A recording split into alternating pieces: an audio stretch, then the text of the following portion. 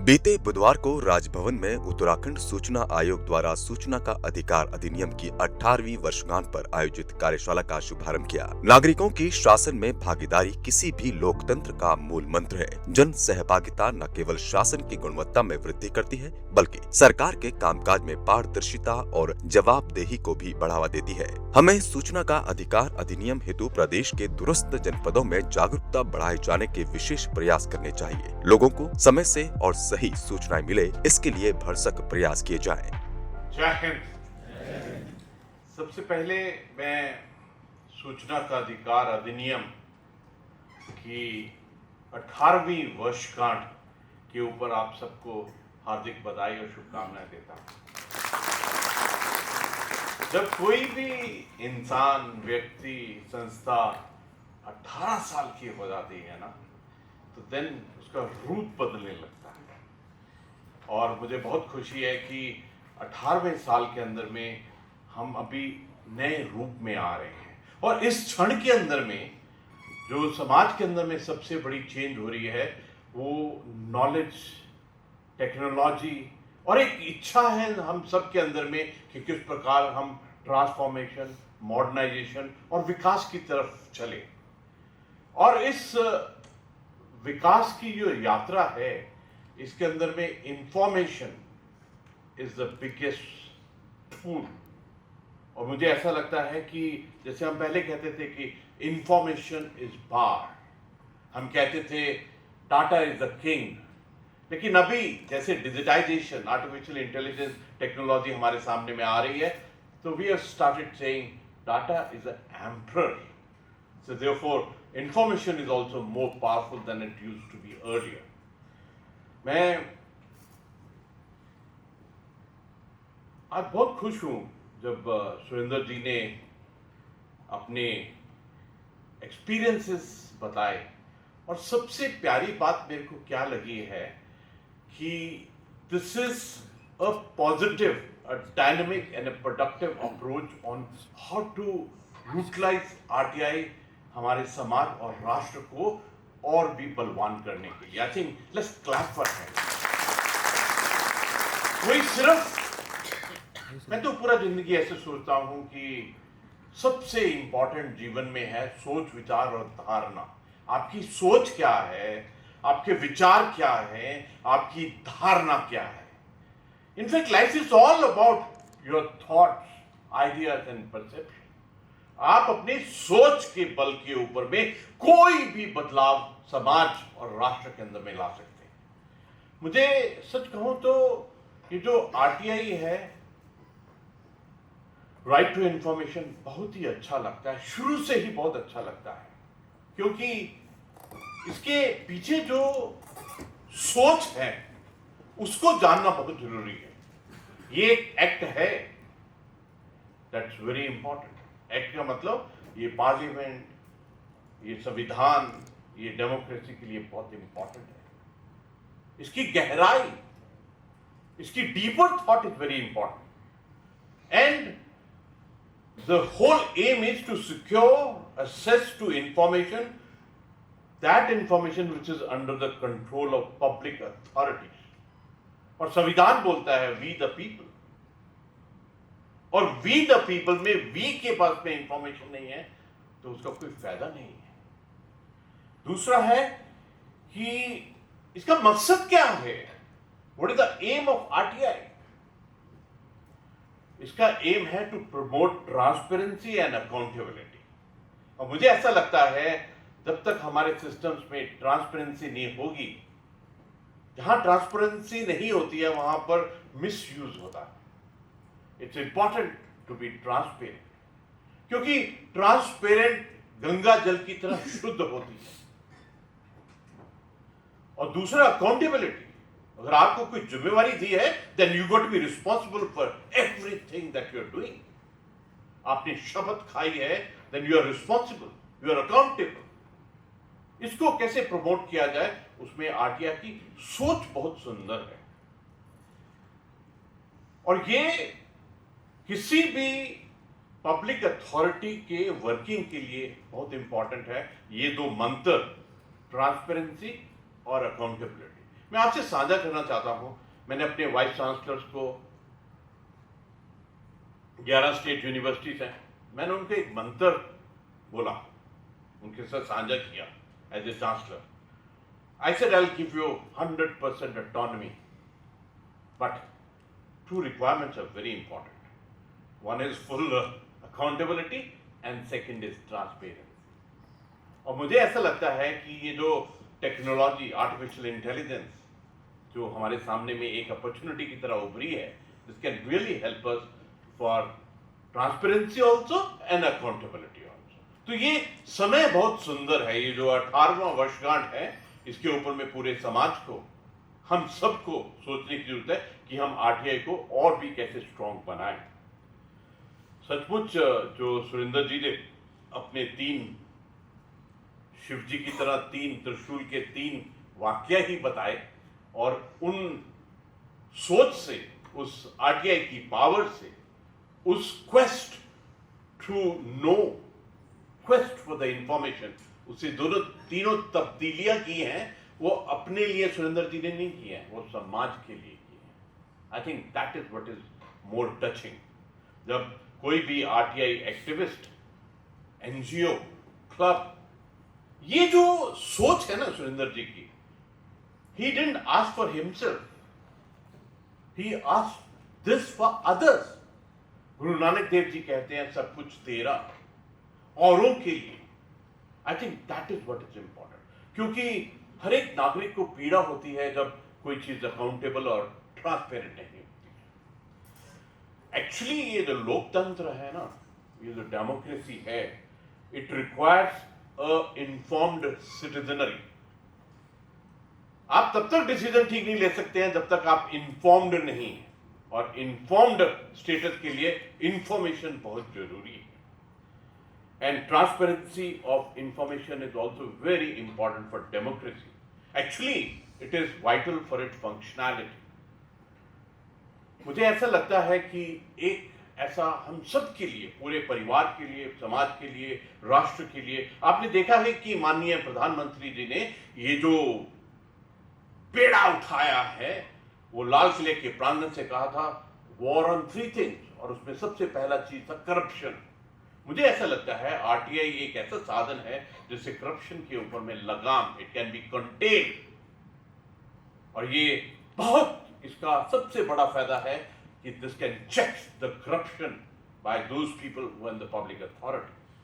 और सबसे बड़ी बात यह है कि किस प्रकार गवर्नमेंट और गवर्नमेंट की इंस्ट्रूमेंटालिटीज जो गवर्नमेंट के फंक्शनिंग को जमीन पर उतारते हैं, उनकी अकाउंटेबल, किसको accountability? To those who are being governed. I think that is the centrality of RTI, and मुझे बहुत खुशी है जो हम सब ने, जो हम अचीव करने की कोशिश कर रहे हैं. मैंने कई बार अपने पूरे इंफॉर्मेशन के तंत्र से मुलाकात की, बात की, विश्लेषण किया, साझा की सोच विचार, और मुझे बहुत खुशी है कि we all are changing a perspective of how to implement this RTI act. अगर आप आरटीआई एक्ट को देखते हैं, 22 पेजेस का एक्ट है, इसको पढ़ने की जरूरत है. वन मस्ट अंडरस्टैंड मकसद क्या था जब एक्ट बना था, and to take it further, and specially 18th birthday में तो पढ़ना बहुत जरूरी है. I think each one of us should read this 22 pages of this act which is there. It is उसका सोच विचार, गहरी सोच, and what we need to do. I think that is important. Actually, नागरिकों को की शासन में भागीदारी किसी भी लोकतंत्र का मूल मंत्र है. If there is no participation, if there is no contribution, आदमी अपने आप से पूछता है कि मैंने अपने राष्ट्र के लिए क्या किया है, मैंने अपने लोकतंत्र के लिए क्या किया है, मैंने शासन को इम्प्रूव करने के लिए क्या किया, मेरा भी कोई रोल है, मैं भी कुछ जिम्मेवारी से इस धरती पे आया हूं कि इसी प्रकार निकल जाऊंगा, इसी प्रकार आई विल नजरअंदाज कर दूंगा जो भी गलत हो रहा है, और I am going to hold my own self accountable and through the power of the RTI. ये जो वर्ड है ना राइट, RIGT, ये जो वर्ड है ना अधिकार, ये बहुत बड़ा वर्ड है। आपको खुद मालूम होना चाहिए कि आपका राइट और अधिकार क्या है। इसके तहत जन सहभागिता, पार्टिसिपेशन ऑफ एवरीबॉडी न केवल शासन की गुणवत्ता में वृद्धि करती है, बल्कि सरकार के कामकाज में ट्रांसपेरेंसी और जवाबदेही को बढ़ावा देती है। मेरे को तो ये दो शब्दों से बहुत ज्यादा प्यार है। अभी कल की ही बात है, हमने राजभवन के अंदर में एक क्यूआर कोडिंग को शुरुआत की। क्यूआर कोडिंग क्यों शुरुआत की?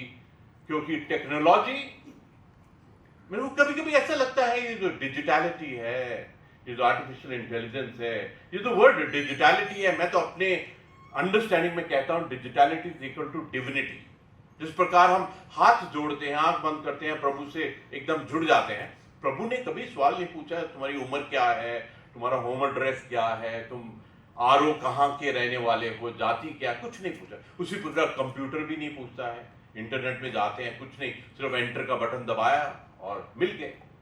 मुझे ऐसा लगता है कि ये जो डिजिटलिटी है, ये डिविनिटी है, ये ट्रांसपेरेंसी और अकाउंटेबिलिटी की बहुत इज्जत करती है, और ये जो आरटीआई है इसका भी यही मकसद है। और एक बात पक्का है कि अगर हमने भ्रष्टाचार को रोकना है, करप्शन को रोकना है, तो हमको पारदर्शी बनना होगा। We'll have to be transparent. You can't hide under पता नहीं क्या क्या बहाने से, you can't hide behind all those.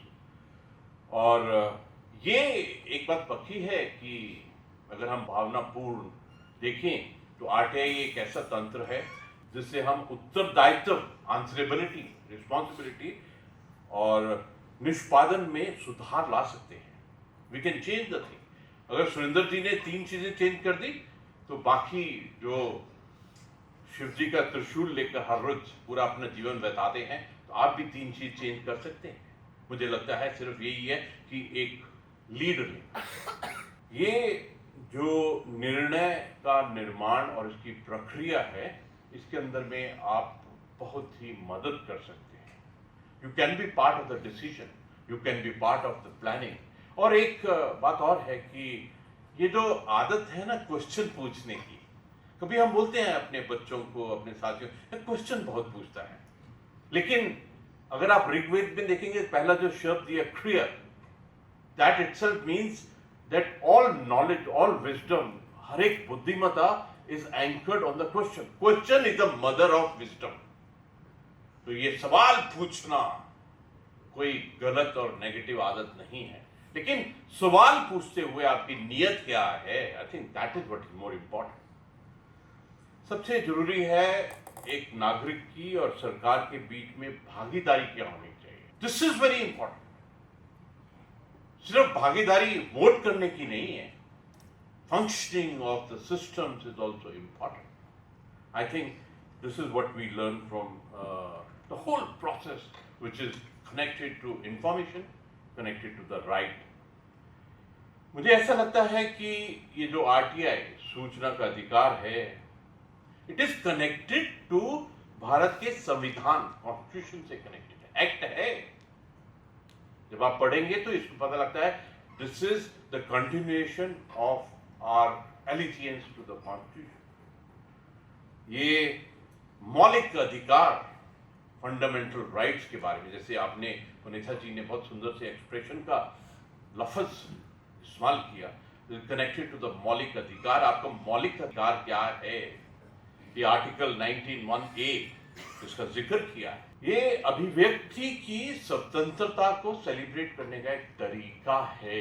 मेरे को ऐसा लगता है कि ये जो आरटीआई एक्ट है, इसके अंतर्गत नागरिक को जो लोक प्राधिकारी हैं, उनका जो सूचना पाने का महत्वपूर्ण अधिकार इसके अंदर में प्राप्त है। एक हमको ये राइट दिया हुआ है कि आप इंफॉर्मेशन लेकर आप कोई भी कानूनी प्रक्रिया या शोध कार्य, जो रिसर्च काम आप कर रहे हैं, उसमें इसको उपयोग कर सकते हैं। ये सिर्फ यही नहीं है to point out this is not going right और that is not going right. इसके और भी बहुत यूज है, बहुत पॉजिटिव और क्रिएटिव यूज है। It must be use for that. कभी कभी ऐसा लगता है कि हर एक जो सरकार का सिस्टम होता है उसके पीछे सोच क्या है, उस सोच किस प्रकार बनी. Those information can also be used by the citizens to further your contribution towards the society and the nation and the whole process of governance. सबसे इम्पोर्टेंट बात आज आपने बहुत सुंदरता से कही कि इस अधिनियम के अंतर्गत की जाने वाली कार्रवाई समयबद्ध प्रक्रिया है. It is not unlimited time zone. ये जो टाइम शब्द है ना, TIME, अगर आप टी और ई को हटा देंगे अपने आप से बोलता है IM, मैं Mahadev Mahakal. Time is most important. तो मेरे को ऐसा लगता है कि जो भी पूछा गया है, जो भी RTI के अंतर्गत पूछा गया है, उसका एक टाइम लिमिट, टाइम की रिस्पेक्ट करना बहुत जरूरी है. उसका स्पीडियर कंडक्ट करना बहुत जरूरी है. मुझे बहुत खुशी है कि पुनीता जी ने इतना सुंदर से बताया कि जो चीज़ पहले 2 साल लेती थी उसको रिड्यूस करके उन्होंने उसके अंदर में और अर्जेंसी डालने की कोशिश की है. मुझे ऐसा भी लगता है कि RTI अगर ऑनलाइन को इस्तेमाल करेगी, अगर टेक्नोलॉजी को इस्तेमाल करेगी तो और भी स्पॉन्टेनियस हो सकता है. I think we can use this technology and in fact ये बहुत जरूरी है कि it should be time bound. ये नहीं कि उसको लटका दो, ये नहीं कि उसका अनलिमिटेड टाइम करके you disrespect the person who is asking for any information. और मुझे ऐसा लगता है कि इसमें बहुत सुंदर प्रावधान है कि अगर आप जो विभागीय अपील कर सकते हैं, उसके समक्ष आप सेकेंड अपील भी कर सकते हैं. सो प्रोविजंस आर वेरी गुड. और मेरे को बहुत अच्छा लगता है कि ये जो हमारे 5 जो हमारे सामने अधिकारी और लीडर्स बैठे हुए हैं हैंडलिंग द RTI, जब मैं किसी भी 5 को देखता हूँ ना, मेरे को 5 प्यारे याद आ जाते हैं. और मुझे बहुत अच्छी बात है कि इन 5 के अंदर में एक सेंट्रलिटी है. Each one of them is very very positive. Each one of them is very dynamic. अगर आप इनके इतिहास में जाएंगे तो पुनीता जी का, जब मैं इन्होंने आंध्र प्रदेश में क्या किया as a chief secretary and all, I feel so proud कि ऐसे एक्सपीरियंस, ऐसी बैकग्राउंड, ऐसी पॉजिटिविटी और ऐसे लीडर को यहाँ पर इसका मुख्य बनाया है. And I can see the changes which has happened in front of my own eyes. And I wish this organisation even more growth in the coming time.